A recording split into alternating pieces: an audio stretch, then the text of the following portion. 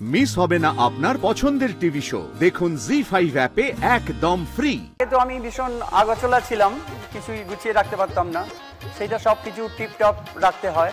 কিন্তু রেসপন্সিবিলিটি আছে, ধরো কোন ওষুধটা শেষ হয়ে গেছে, কার কোনটা রিকোয়ারমেন্ট দরকার, সেগুলো সমাজী চন্দ্রকান্ত বাবু 35 বছরের বিবাহিত জীবন। হ্যাঁ, কিন্তু হানিমুনটা হলো না, এটা কি কথা হলো না?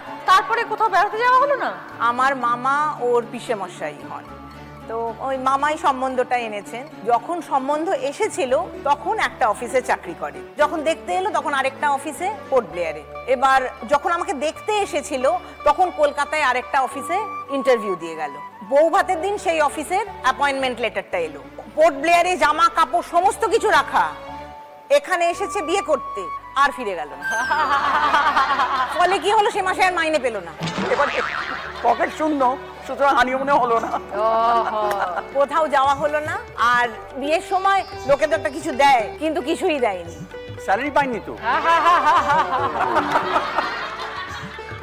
এখন ভীষণ বেড়াই, কোনো উইকেন্ডে থাকি না। আমি রিটায়ার করেছি এই গত বছর নভেম্বর মাসে। আপনি কি করতেন? আমি একটা স্কুলে পড়াতাম, শিক্ষকতা করতাম। 35 বছর কেমন কাটলো? অনেকটা ওকে পাল্টেছি, মানে অনেক নিজের মতো করে করেছি। কি কি পাল্টালেন? আগে তো আমি ভীষণ আগোছলা ছিলাম, কিছুই গুছিয়ে রাখতে পারতাম না, সেটা সবকিছু টিপটপ রাখতে হয়। বাহ! এবং সেটা কিন্তু সম্পূর্ণ কৃতিত্ব দেবো আমার মিসেসকে, এটা এক নম্বর। আর সেকেন্ড হচ্ছে যে আমি অ্যাকচুয়ালি কস্ট অ্যাকাউন্টেন্ট প্রফেশনে, আমার সময়ও হতো না, নিজের কেরিয়ারের জন্যই টাইম মানে চলে যেত, ঘুরতেও পারতাম না। এখন কিন্তু অবসর জীবনে সারা বছরই ভীষণ ভীষণ ঘুরি। এই যে ঘোরার একটা নেশা যে বেড়ে গেছে, এটা কিন্তু সম্পূর্ণ কৃতিত্ব ওর জন্য।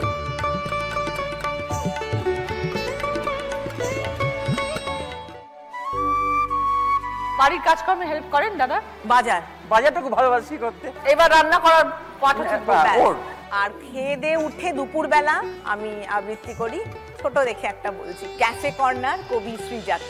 শুনছি তুমি এই শহরে 2-4 দিনের অফিস ট্যুর, তোমার কাজের জায়গা থেকে আমার পাড়া অনেক দূর, মাঝেই কোথাও বসা যায় না, দেখা হয়নি বছর 5, ছোট্ট টেবিল, অল্প কথা, হালকা দুটো কফির আঁচ, বৃষ্টিতে সব সার্সি ভেজা, কফির কাপে এক চুমুক, নকশা তোলে খয়েরি ধোঁয়া, নীলচে আগুন জ্বালাই বুক।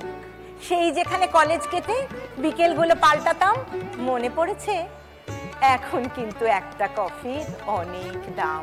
সে না হয় হলোই, এক জীবনে দাম মেটাতে কে পারে? 4টে নাগাদ থাকবো আমি, আসবে ক্যাফে কর্নারে। বাহ, খুব সুন্দর। তাহলে অভিযোগ সেই অর্থে সেরকম কিছু আছে তাহলে? আর দাদার সঙ্গে হ্যাঁ, আরেকটা আছে, সারাক্ষণ ফেসবুক মোবাইলে একদম ডুবে আছে, কোনো কিছু তারপরে যদি জিজ্ঞেস করি কি গো কি বললাম, হ্যাঁ বলছি বলছি বলছি, মনে পড়ছে না, কারণ ফেসবুকে ডুবে আছে। আমার ফেসবুকে টোটাল ফ্রেন্ডস এর লিমিট হচ্ছে 5000, এটা 90% হচ্ছে মহিলা। এবার তারা যদি আমাকে পছন্দ করে, তাদের খোঁজ পেলেন কিভাবে আপনি? ওই বিভিন্ন জায়গা থেকে রিকোয়েস্ট আসে। আর আপনি কি মহিলাদেরকে অ্যাকসেপ্ট করেন? একদম, এইটা একদম ঠিক বলেছো। মহিলা দেখে যখন কোনো একটা কিছু পোস্ট করে না, আমি দেখি হয়তো 30 কমেন্টস, তার মধ্যে 3টি ছেলে। এটা একটা সৌভাগ্য বলুন। অভিযোগ তো অনেক আছে, এত এত অভিযোগ সত্ত্বেও আমারও পড়ানো যাহা চায় তুমি তাই। তিরিং বিরিং তিরিং বিরিং, হ্যাঁ, ঘোমটা ঘোমরা, ঘোমটা ঘোমটা ঘোমটা ঘোমটা, হ্যাঁ, লঙ্কা লঙ্কা। হ্যাঁ। দেবলীনা, হ্যাঁ দিদি, 5 বছরে তোমার স্টুডেন্ট হয়ে গেছে, পরিচয় কিভাবে? 2019 জানুয়ারিতে ওর সঙ্গে আমার ফার্স্ট কথা হয় মেসেঞ্জারে, একটা সোশ্যাল মিডিয়া প্ল্যাটফর্মে আমাদের প্রথম কথা বলার সূত্রপাত। আর আমার তখন বাড়ি থেকে অলরেডি বাবা মা বলেছে তুমি একটা ভালো চাকরি করছো, তোমার পাত্র তুমি নিজে নির্বাচন করো, কারণ সারা জীবনের একটা ব্যাপার এটা। সেই হিসেবে আর কি বিভিন্ন ম্যাট্রিমোনিয়াল সাইটে অনেকের সাথেই কথাবার্তা চলছে।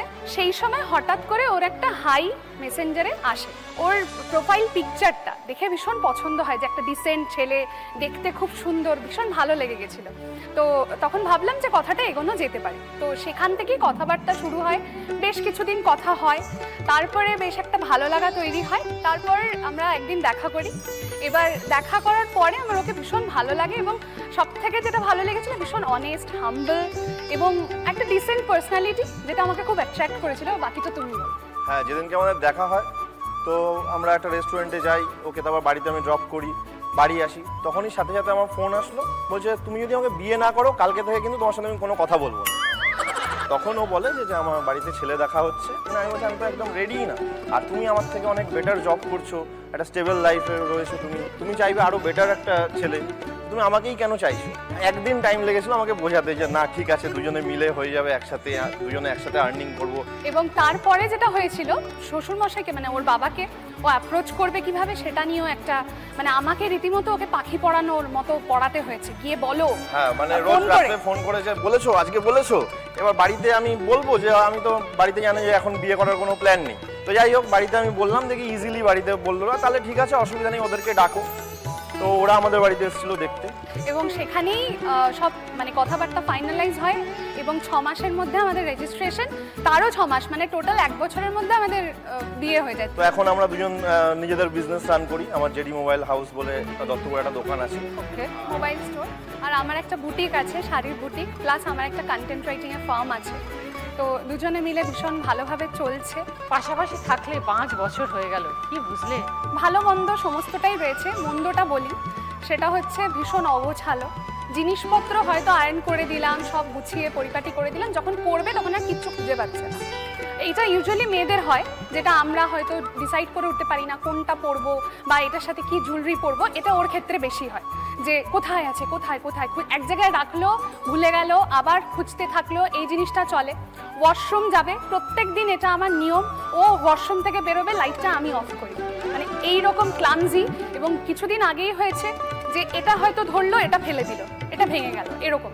আমার ফোন ওকে একটু দায়িত্ব দিয়েছিলাম 2 মিনিটের জন্য, আমার ফোনটা একটু রাখুন, একটু বিজি আছি, আমার ফোনটা 2 মিনিটের মধ্যে ফেলে দিল মাটিতে এবং ভেঙে গেল।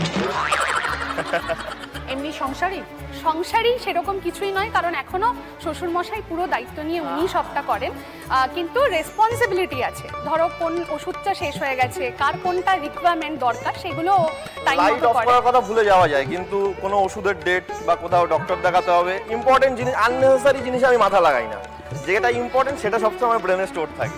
ঝগড়াঝাটি হয়? হ্যাঁ, অবশ্যই হয়। কে বেশি করে? আমি ঝগড়া করি। হ্যাঁ, ও অভিযোগ হচ্ছে আমি জামা কাপড় ঠিকঠাক ভাবে গুছিয়ে রাখি না, কিন্তু গুছিয়ে রাখার জন্য তো আমার জায়গা চাই, ওয়ার্ড্রপ যা আছে সব, একটা টি শার্ট রাখারও আমার জায়গা নেই। এবার ওর যেহেতু বিজনেস আছে শাড়ির, তো একটা বড় পেটি নিয়েছি, এখন আমি যা মানে যা জামা কাপড় পরি সেখানেই এনে স্টোর করে দিই, কারণ ওয়ার্ড্রপে একটা টি শার্ট রাখার জায়গা নেই। খুব ভালো থেকো যে বলি না জয়। Thank you. একদম। এবার আমরা খেলা শুরু করি। তোমার মাস্তুতো বোন, তার একমাত্র মেসোমশাই, তার একমাত্র জামাই তোমার কে? এবার বলো দেবলীনা।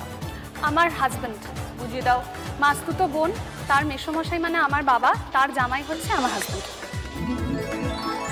জাস্ট স্কোর সবথেকে বেশি সেই আজকে উইনার। আজকে তুমি নাম্বার 1 দেবলীনা চ্যানেলটির সঙ্গে জয় সরকার।